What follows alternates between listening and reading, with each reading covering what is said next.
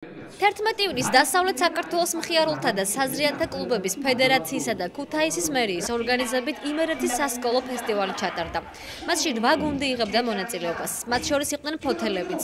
წელს ფოთმა 10 წევრით დაკომპლექტებული გუნდი წარადგინა. რაიას შემადგენლობაში საუკეთესო მანსანკანელები რიცხებოდნენ. ფოთელებმა ჩემპიონატზე წარმატებული გამოსვლა აჩვენეს და პირველი ადგილი დაიკავეს.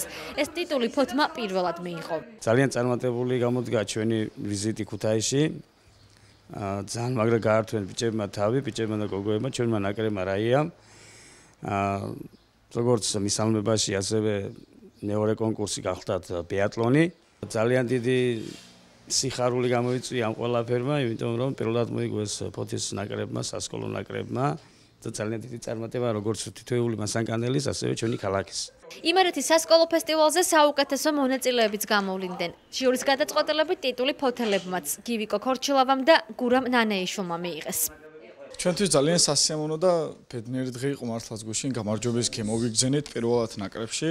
პირველ რიგში გვინდა მადლობა გადავუხადოთ თვალი რაიას სახელით ბატონ ედემს, იმიტომ რომ ნაკრები არჩეულია და ძალიან კარგად. ასევე ჩვენს მხარდაჭერებს და ვეტერან მანსაკანელებს ზვიად კვარაცხელია და გოგიტა ცინცაძეს.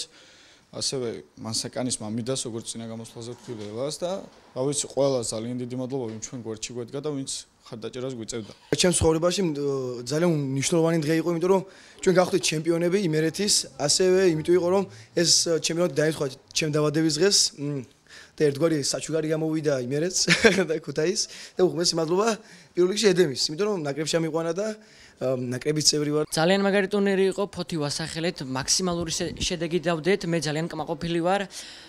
იყო ნომინაცია ბიატლონი და მოვიგე. არ ნერვიულობდი საერთოდ, იმიტომ რომ გრძნობდი გუნდის მხარდაჭერას. ძალიან ბედნიერი ვარ, ძალიან. იმერეთის სასკოლო ფესტივალი ყოველ წელს ტარდება. ფოთელი მანსანკანელები პირველ ადგილს საკუთარ ქალაქს უძღვნიან და ამბობენ, რომ ტიტულის შენარჩუნებას მომავალშიც შეეცდებიან.